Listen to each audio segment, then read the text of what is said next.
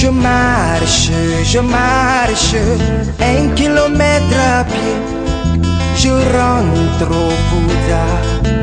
1 kilomètre à pied. Je marche, 1 kilomètre à pied. Je rentre au Bouddha. Ma famille me manque tellement, mes amis, mes grands-parents. J'ai envie de revoir ce beau village, les belles cases et les vieux sages. 1 kilomètre à pied, j'irai manger de la tchiri et causant du pompideri, du bouteille et du jabéré. Laisse-moi te dire que 1 kilomètre à pied. Je marche, 1 kilomètre à pied. Je rentre au Bouddha. 1 kilomètre à pied. Je marche, 1 kilomètre à pied. Je rentre au Bouddha. J'ai pas besoin de bateau ni d'avion, ni d'hélicoptère, ni de tramway, ni de train, ni de moto pour rentrer chez moi au Bouddha. Je marcherai avec mes...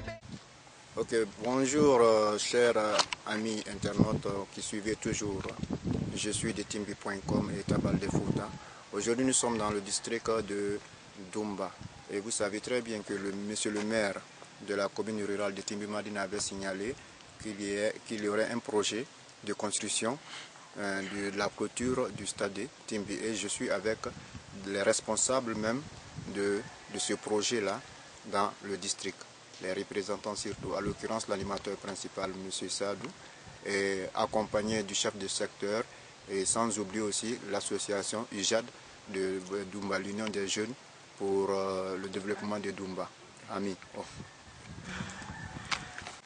Assalamu alaikum. Wa alaikum salam. Ya Ramadou. Hiɗon e jam. On hewti e jam. Alhamdulillah. Joni kono woni hoore sukaɓe Dumba ɗo. Kono woni golludude DSPG on Madi Timbi Madina on. Joni e nder nde ñande président be district ɓe men fottuno ko maire on Alaji Sellu Wendu e kamɓe PACV on ɓe gerdi ton ha e Allah waɗi PACV on e télément budget participatif on newnani on fi waɗugol ɗo darnugol ɗo mur ko terre mon ɗo joni ko nu marɗon ko yetoto ɗon ɓe daroɓe o vidéo ɗo e ɓe sukaɓe ɓe Dumba wonɓe arana wonɓe Dumba ɗo wonɓe extérieur voilà extérieur e hoore ɗum ɗon kadi ko ɗum yamir ɗon ɓen sukaɓe ɗon ko ɓe walliram. On jarama haray mi weltike boyi par ce que ko ñalande nde men falano yi'ude Allah on tawni men Dumba ɗo donc haray onon seniɓe ɗo ɓen ko adi konko tooli mon min jarni on mi weltanike on kala kadi daruɓe ɓen woni koɓe Dumba woni onaɓe Dumba haray meɗen jarniɓe meɗen weltaniɓe donc ko adi ko lamɓe ɓen lamɓe men ɓen mi weltanike ɓe buyi par ce que hunde fof hunde e haray citoyen jo ɓe no mari gueɓal sengo ka laamu donc si yahi noon ha tawi kamɓe lamɓe ɓen ɓe wawi jonnude men gueɓal Dumba haray meɗe weltaniɓe par ce que haray men andi e gueɓal amen ngal mutata haray meɗe weltani yeesoɓe ɓen fof Madina e Timbi Madina e cenɗe ɗen fof e fuɗɗori e sous préfet e naɓi ha e DSPji e cenɗe ɗen fof haray meɗe weltaniɓe meɗen jarniɓe donc sengo Dumba on ga kadi haray Dumba fof weltike fi terrain on par ce que terrain ji no woodi e nder Timbi Madina e district ji buy no woodi kono so tawi joni haysi Dumba wonali premièrement deuxiéme fi heɓugol terrain mais haray me wawi tawdede e mum haray meɗe welti donc sukaɓe wano Timbi Madina fof wondude e sukaɓe Dumba fof haray meɗen tori yo wallito men e fi terrain on par ce que terrain on wona terrain Dumba tun ko terrain Timbi Madina fof ma ko terrain Lagine fof par ce que si waɗama terrain ko fi jama on fof ina fi aaden goto haray meɗen tori ressortissant ɓe Dumba e kala ressortissant ɓe Timbi Madina yoɓe wallitoro men e kala no ɓe gaynirta fi yo ɓuuru moƴƴude siko feere ɓe walliri men haray meɗe weltori siko jawdi ɓe walliri men haray meɗe weltori siko matériel ɓe wallitori men haray meɗe weltori e tigi tigi kala no ɓe tawi ɓe wawi me wallirde fiyo moƴƴu haray vraiment e meɗen fadi meɗen weltori ko ɓe wawi me wallirde wo fiyo moƴƴu haray ɓay haalana ko lannata mi hawrina haray toujours kadi halfinaɓe Dumba yeesoɓe ɓen wono chef secteur ɓe ɓen président district ha sengo kadina ɓe fof meɗen weltaniɓe meɗen jarniɓe par ce que hiɓe tambiti men no haniri noon ko ɗum waɗi haray so sifa ɗi peeyi ɗo no wawde heɓade Dumba haray vraiment simi faayi miɗo tori yo yaafe ko fiyo moƴƴu mi faala haray ina fiyo ella waɗu haray ko berwano ni mi mari komi ɓeyda min miɗo welti moƴƴa moƴƴa ceernoɓe e mana ɓe sukaɓe wonɓe Dumba ɗo sukaɓe wonɓe ko nder district Dumba ɗo ko on yamirɗon ɓe konno ɓe wallirta fiyo golle ɗen fuɗɗo kisam. Merci beaucoup wano ɗo réunion waɗama joni si hewtuɗen ɗo fayda on réunion ɗon yaltini eɓɓoreji wondema yo ndaare wano jaare e kaaƴe e ko nanditata e mum no wawira ɓadade ka terenga donc miɗo tori sukaɓe Dumba wonuɓe gaɓen wakkilagol e muradu nu par ce que hay so tawi wonɓe ka kene ɓen ɓe addi jawdi ko wonɓe gaɓe wata gérude jawdi ndin wawa gollirde ndi no haniri noon haray miɗo tori sukaɓe Dumba ɓen yo wallitor e doole mum ɗen e mum yo wallitor ñeñal mum ngal e mum yo wallitor jawdi mum ndin e mum kala no men rewrirta fi yo wawa marsude haray men fof yo men fondito juuɗe men wona nene goto baba goto men wallidira meɗen tori kadi sukaɓe Timbi Madina wonɓe gaɓen fof e nder district ɗin fof meɗen toriɓe ballal haray yoɓe wallito men e no wawira marsude haray koye Timbi Madina haray ko wana ɗum ɗon mari ko torongon sengo ɗon. Merci beaucoup.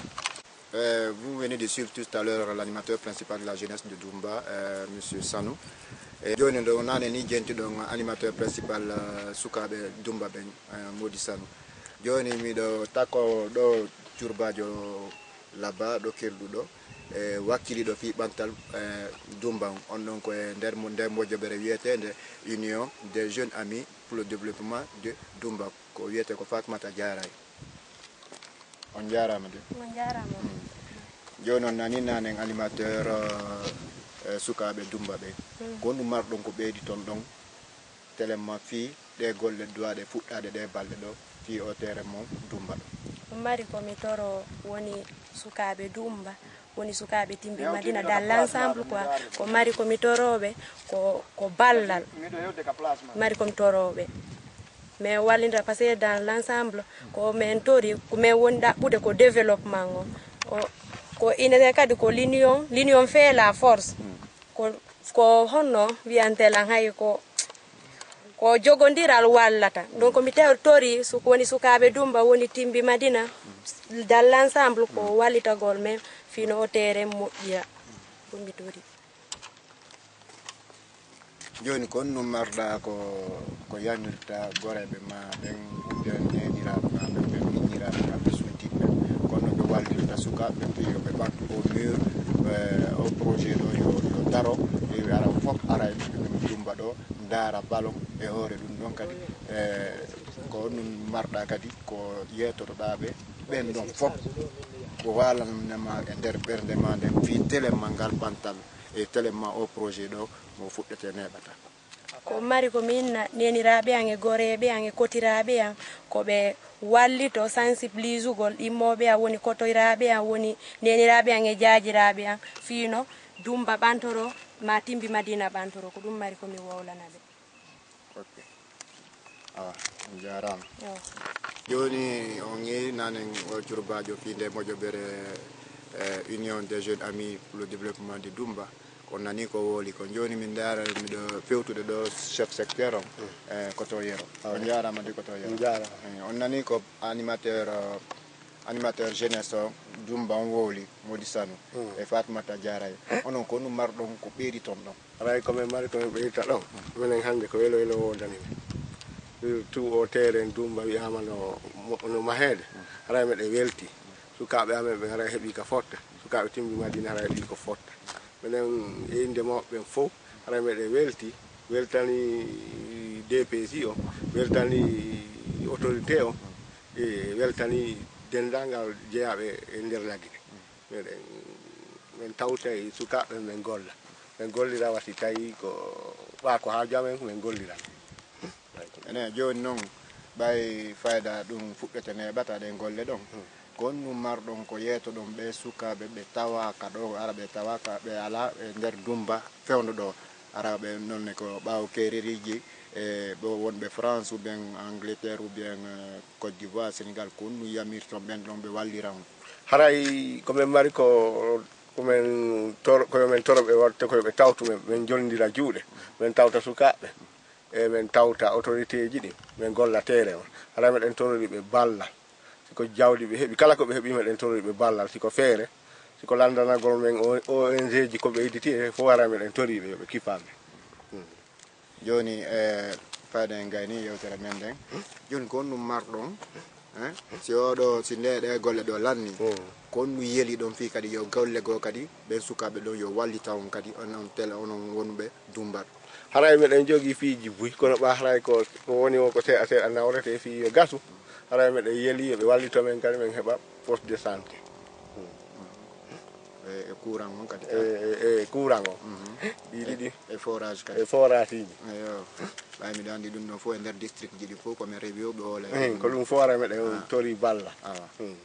jaram wonɓe jeeyaɓe timbi madina jeeyaɓe kala suka woni meɗen torimo yo so yi ko ɓantal heɓoto yo wallirme l'école no l'école kadi meɗen faala l'école ji ɗum lannata e jannoɓe jaram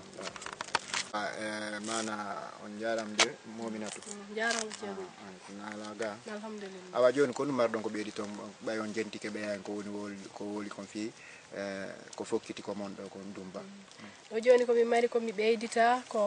hande meɗen welti meɗen ini alhamdulillahi rabbil alamina meɗen tori Allah yo Allah ɓeydan en peewal ngal e pottal ngal e jogodirgol ngol meɗen tori kala district ji ɗi ala association ji ɗin yoɓe waɗu ɓe sincu association ji ɓe jogodira ɓay ar jogodiren ala mo hendu naɓata c'est l'union qui fait la force si yimɓe ɓen jogodiri ɓe heɓay doole ko ɓe faala wo ɓe laatina meɗen weltani DSPJ on meɗen weltani association amen on IJAD on union des jeunes et amis pour le développement de Dumba meɗen weltani autorité ɓen fof kala laami ɓen wowɓe men tambade e bangeji ɗin fof meɗen tori kadi kala mo ala ɗo woni yimɓe men ɓe woni janamɓe go meɗen tori ɓe kadi ballal ɓe ɓeydu men tambitade fahin wodi piji wi ko men waɗata kono tawa men ala capacité muɗum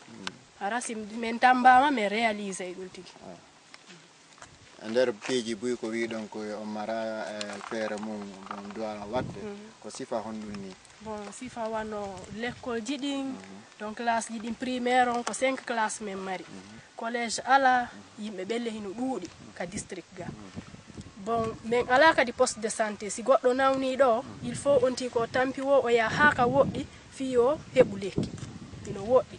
meɗen hanndi kadi e ɗum ɗon noon kadi no tampini min fi muɗum moƴƴa e kadi meɗen hatondinni kadi e courant ka nder district amen ga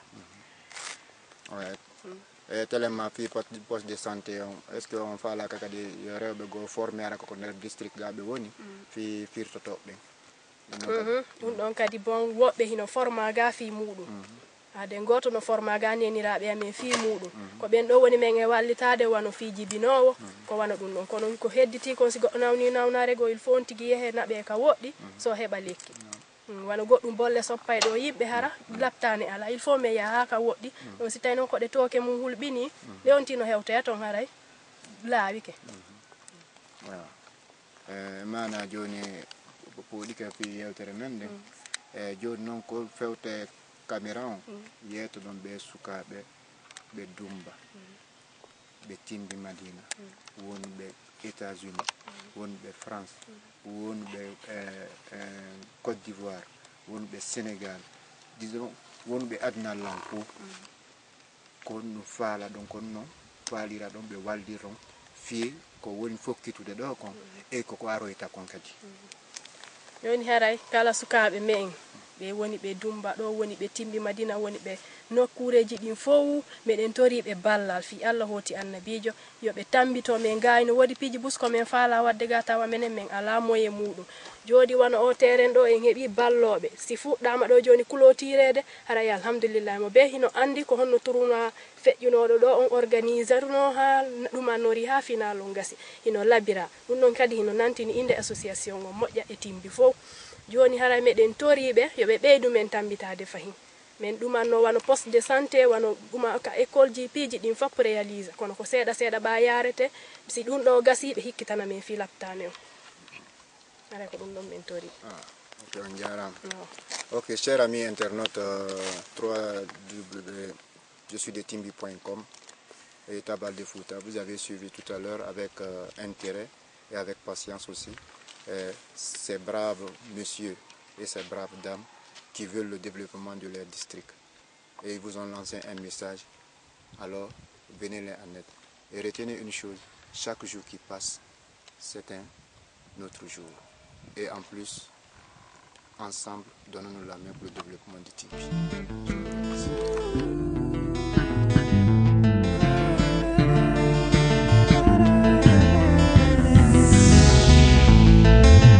Un kilomètre à pied, je marche, 1 kilomètre à pied, je rentre au Fouta. 1 kilomètre à pied, je marche, 1 kilomètre à pied, je rentre au Fouta. Ma famille me manque tellement, mes amis, mes grands-parents. J'ai envie de revoir ce beau village, les belles cases et les vieux sages.